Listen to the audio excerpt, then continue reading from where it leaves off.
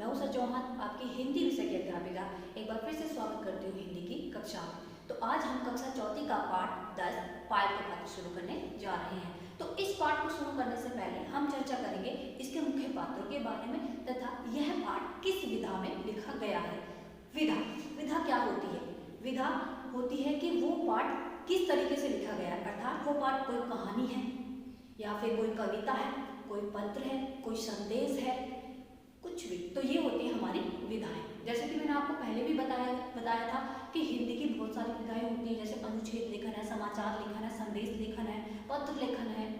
तो मैंने ये सारी चीजें आपको बताई हुई हैं। तो ये जैसे कि आपने नाम से ही पढ़ लिया होगा पायल को पत्र, तो ये जो हमारी विधा है पत्र विधा है। तो हमारा जो चैप्टर नंबर 10 है पत्र विधा में लिखा गया है। अब बात करते हैं मुख्य पात्रों के बारे में कि इस पाठ के मुख्य पात्र हैं पायल और अभिनव।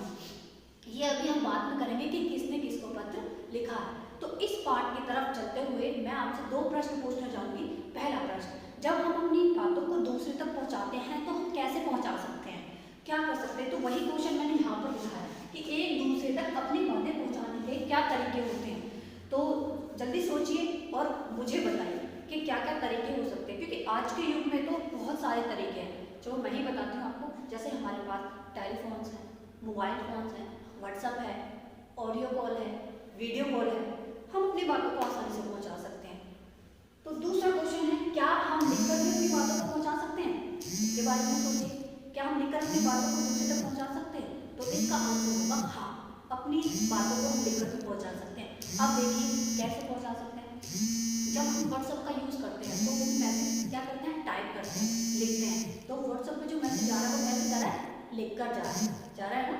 जब हम कोई पत्र लिखते हैं तो पत्र में क्या करते हैं, बातों को लिखते हैं, तो वो भी हमारा लिखकर जा रहा है। तो इसका आंसर क्या हुआ? हाँ, कि हम लिखकर भी अपनी बातों को दूसरे के सामने प्रकट कर सकते हैं। इसका सबसे एक प्रमुख उदाहरण होता है पत्र लेखन, है ना, क्योंकि पत्र में ही भी जैसे कि पायल को जो पत्र लिखा गया है वो अभिनव द्वारा लिखा गया है। वो हमें डिटेल में आगे जाकर पढ़ेंगे तो कैसे, किसने कैसे, क्यों लिखा है। तो इसका मतलब ये है कि हम लिखकर भी अपनी बातों को दूसरे तक पहुंचा सकते हैं। अब हम जाते हैं थोड़ा उस टाइम में जिस टाइम में हमारे दादाजी वगैरह होते थे, ठीक है, हमारे दादा परदादा वगैरह थे। तो उस समय अगर हम होते और क्या पता होंगे, तो ये सोचिए उस समय वो लोग अपनी बातों को कैसे दूसरे तक पहुंचाते होंगे, क्योंकि उस समय ना तो कोई मोबाइल फोन था, ना ऑडियो कॉल, ना वीडियो कॉल, ना व्हाट्सएप, कुछ भी नहीं था। सोचो कि जब हम हमारे पास यातायात फैसिलिटी भी नहीं थी तो हम कैसे पहुंचाते होंगे, क्योंकि अब तो हम जल्दी से जाकर दूसरे के पास जा सकते हैं। तो उस समय जब हमारे पास ये सारे संसाधन नहीं थे तो तब केवल हमारे पास एक ही साधन था, वो था क्या, पत्र। के देखा होगा कि पहले कोई भी पत्र लिखे अपनी बातों को दूसरे तक पहुंचाता था। इस तरीके से हमें पता चला दोनों प्रश्नों का आंसर, क्या कि जब हम अपनी बातों को दूसरे तक पहुंचाते हैं तो इसके बहुत सारे माध्यम होते हैं, उन माध्यमों को भी हमने जाना। और फिर दूसरा प्रश्न हमारा क्या, हम लिखकर भी अपनी बातों को पहुंचा सकते हैं। तो हाँ, लिखकर भी हम अपनी बातों को पहुंचा सकते हैं, जिनमें से एक मुख्य माध्यम है पत्र।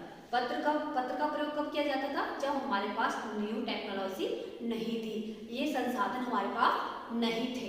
तो अब हम बात करते हैं अपने पाठ की, ठीक है।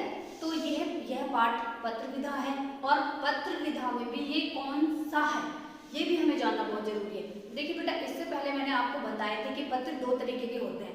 पहला होता है औपचारिक पत्र और दूसरे होते हैं अनौपचारिक पत्र। औपचारिक पत्र कौन से होते हैं? वे पत्र जो सरकारी संस्थाओं या गैर सरकारी संस्थाओं को या सुसंगठित संस्थाओं को लिखे जाते हैं, उन्हें कहते हैं हम औपचारिक पत्र। और अनौपचारिक पत्र ऐसे पत्र होते हैं जो अपने सगे संबंधियों को लिखे जाते हैं, जैसे नानी, मामी, चाची, बहन, भाभी और दोस्त, ठीक है। तो ये होते हैं हमारे अनौपचारिक पत्र। तो अब आपको पता ही चल गया होगा कि जो पायल का पत्र, ये हमारा कौन सा पत्र है, बताइए? अनौपचारिक पत्र। वेरी गुड, ये हमारा अनौपचारिक पत्र है, क्योंकि इस पाठ में पायल और अभिनव दोनों दोस्त हैं। अब बात करते हैं कि यह पत्र किसने लिखा है। तो यह पत्र अभिनव ने अपनी दोस्त पायल को लिखा है। अब देखिए बेटा, अब हमें कैसे पता चलेगा कि अभिनव ने लिखा है? ये हम पहले ही ही लाइन से पता लगा लेते हैं कि जब हम अनौपचारिक पत्र लिखते हैं तो सबसे पहले लिखने वाले का जो एड्रेस होता है वो ऊपर दिया जाता है। तो जब हम इस चैप्टर को पढ़ेंगे, जब हम इस पत्र को पढ़ेंगे तो हमें ये भी पता चल जाएगा कि ऊपर किसका पता है। एक छोटा सा क्वेश्चन मैं आपसे पूछ लेती हूँ कि पायल का पत्र जब हमने पढ़ा था उसमें जो ऊपर पता लिखा गया था तो वो किसका था? तो किसका था वो? अभिनव का, क्योंकि अभिनव कौन है? लिखने वाला। जैसे मैंने भी आपको बताया कि इस पत्र को अभिनव ने लिखा है, किसके लिए? पायल को लिखा है। तो ऊपर वाला जो पता है, जो इस पत्र में जब हमारा पता आएगा तो ये किसका होगा? अभिनव का। और उस पते से भी हम एक क्वेश्चन का और आंसर दे सकते हैं, वो कौन सा? कि अभिनव कहाँ रहता था, क्योंकि वो तो अपना एड्रेस लिखेगा तो उससे हमें वहां भी पता चल जाएगा कि अभिनव कहाँ रहता था। क्योंकि बेटा हर एक पार्ट को इतने ध्यान से पढ़िए कि कोई भी क्वेश्चन उसमें से बनता है तो उसका आंसर हम दे सके। जैसे कि उसमें लिखा हुआ था विवेक विहार लिखा हुआ है उसमें, तो इससे हमें पता चल गया कि जो अभिनव है वो कहाँ रहता था? विवेक विहार में रहता था। तो चलिए फिर अब हम बात करते हैं हमारे पायल को पत्र के बारे में। तो देखिए यह पत्र अभी आपने जैसे कि सुना कि यह पत्र अभिनव ने लिखा है। अब देखिए इस पत्र का मुख्य विषय क्या है? इसका मुख्य विषय है कि जब पायल को नृत्य प्रतियोगिता में हिस्सा नहीं मिलता है तो वो बहुत मायूस हो जाती है और अपने दोस्त अभिनव को एक पत्र लिखती है जिसमें वो अपनी मायूसी के बारे में बताती है। तो उसको सांत्वना देने के लिए, उसको मोटिवेट करने के लिए अभिनव उसको पत्र लिखता है। तो देखिए अभी इसमें एक क्वेश्चन और आया अलग से। ये क्वेश्चन आपको बेटा चैप्टर में नहीं मिलेंगे, ये हमें यहाँ बनाने पड़ेंगे, अपने दिमाग में बनाने पड़ेंगे कि अभिनव से पहले क्या पायल ने पत्र लिखा था?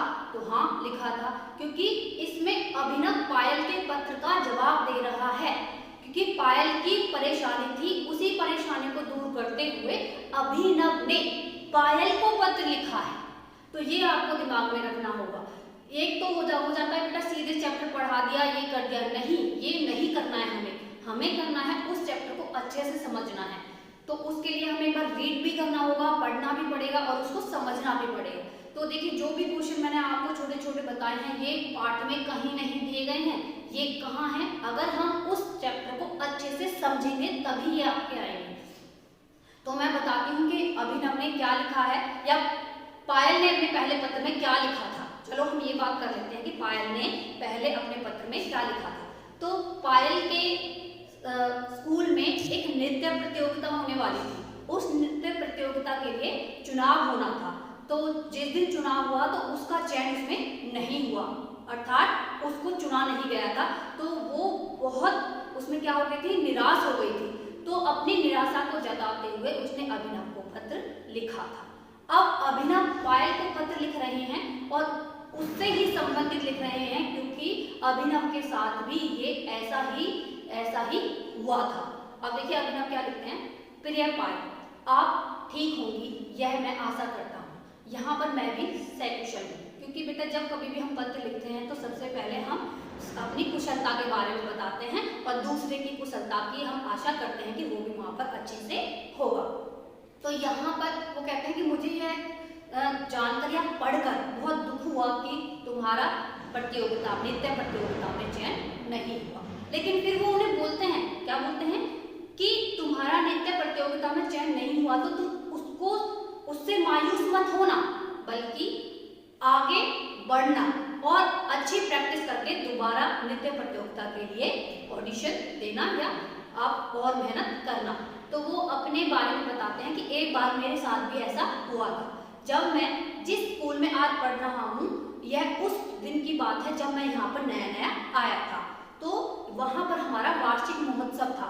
वार्षिक महोत्सव का मतलब होता है जो एक साल में एक बार होता है। जैसे कि अभी आपका एनुअल फंक्शन था ना 26 को, तो वो हमारा वार्षिक एनुअल फंक्शन को ही वार्षिक महोत्सव कहते हैं। ओके, जैसे कि आपके टीचर्स ने भी आपका चयन किया होगा, आपका भी ऑडिशन हुए होंगे, तो ऐसे ही अभिनव का भी ऑडिशन हुआ था।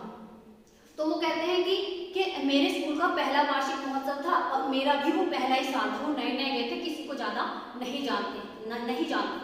तो वो उस ऑडिशन को देने के लिए बहुत ज़्यादा उत्साहित थे। ऑडिशन वाला दिन भी आया, चुनाव करने वाला दिन भी आया, लेकिन दुर्भाग्यवश अभिनव का क्या नहीं हुआ, चयन नहीं हुआ था। उनको बहुत बुरा लगा कि उन्होंने उसकी तैयारी भी की लेकिन उनका चयन वहाँ पर नहीं हुआ।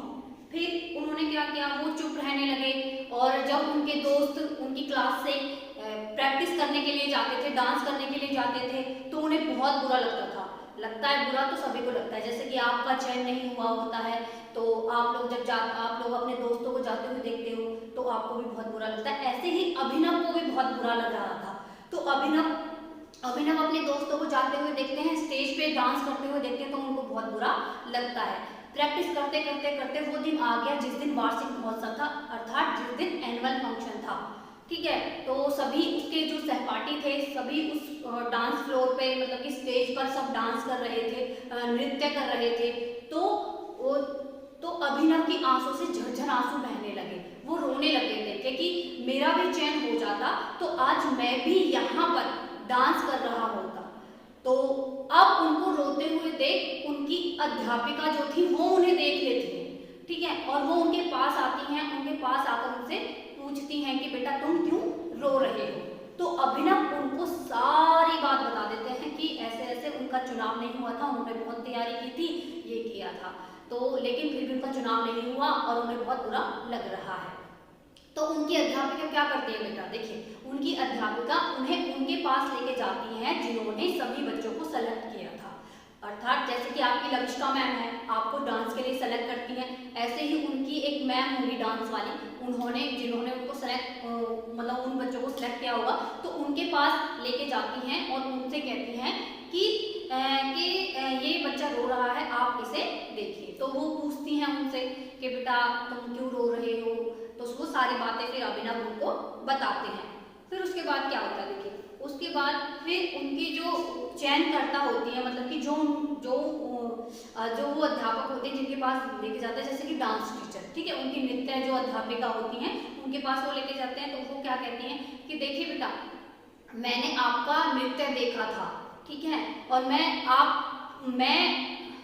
तो वो कहते हैं देखिए मैंने बेटा आपका नृत्य देखा था, आपका डांस आपको नाचते हुए देखा था, लेकिन आपके डांस में बहुत कमियां थी और दूसरा क्लास में भी आप ज़्यादा नहीं बोलते थे, तो इसलिए तुम्हारा चुनाव नहीं हुआ।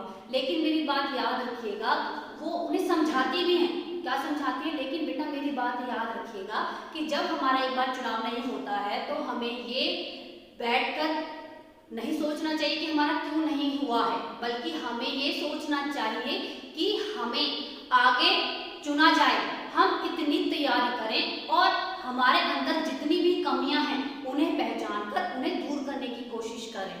तो जब ये बात उनकी वो डांस टीचर अभिनव को समझाती हैं तब अभिनव का रोना बंद हो जाता है और वो समझ जाते हैं। उसके बाद क्या होता है, देखिए उसके बाद फिर अभिनव क्या करते हैं, अभिनव जो इतनी प्रैक्टिस करते हैं, इतना अपनी कमियों को पहचानते हैं और बहुत प्रैक्टिस करते हैं, तो अगले साल फिर से वार्षिक महोत्सव होना था। तो फिर जब उन्होंने इतना अभ्यास किया, अपनी कमियों को इतना दूर किया कि अगले साल उनका चुनाव ही नहीं हुआ, बल्कि उन्हें दूसरे बच्चों को चुनने की भी जिम्मेदारी अभिनव को सौंपी गई।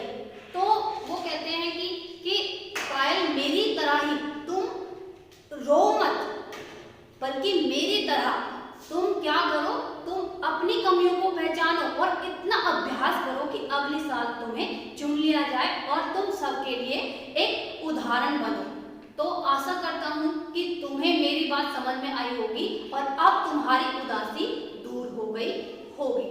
तो ये था हमारा पायल को पत्र, तो आपको अच्छे से समझ में आया होगा। तो इस पत्र से आपको भी एक शिक्षा मिलती है, क्या मिलती है, अगर किसी कारणवश हमारा कहीं पे चुनाव नहीं होता है या हम फेल हो जाते हैं, ठीक है, या हम फेल हो जाते हैं, तो हमें निराश नहीं होना चाहिए, बल्कि क्या करना चाहिए, बल्कि हम क्यों नहीं चुने गए इस बारे में सोचना चाहिए और अपनी गलतियों को समझ के उन्हें दूर करने का प्रयास करना चाहिए। तो इस पत्र में कुछ कठिन शब्द थे, जिन कठिन शब्दों का अभ्यास अब हम करेंगे। कुछ कठिन शब्द दिए गए हैं, वर्तनी के जो शब्द हैं उनको ही कठिन शब्द कहते हैं। तो उन्हें कैसे बोलते हैं, कैसे उनको बोलना है और कैसे उनको लिखना है, ये सारी चीजें अभी हम देखेंगे। तो देखिए पहला हमारा कठिन शब्द है मनोस्थिति। मनोस्थिति, मनोस्थिति, ठीक है, मनोस्थिति। भली भांति, भली भांति। वार्षिक, वार्षिक। महोत्सव, महोत्सव। देखिए बेटा महोत्सव नहीं बोलना, महोत्सव, ठीक है। स्नेह, स्नेह। व्यथा, व्यथा। सक्षम। तो ये हमारे कुछ क्या थे, कठिन शब्द, जो कि आपको क्या करना है बेटा, आपको अपनी फेयर नोटबुक में लिखने हैं। तो मैं आशा करती हूँ आपको ये पाठ पायल को पत्र अच्छे से समझ में आया होगा। तो मिलते हैं हम अगली क्लास में, जिसमें हमारा होगा इसके कुछ शब्दार्थों को हम करेंगे तथा इसके प्रश्न उत्तर को हम देखेंगे। तब तक के लिए धन्यवाद।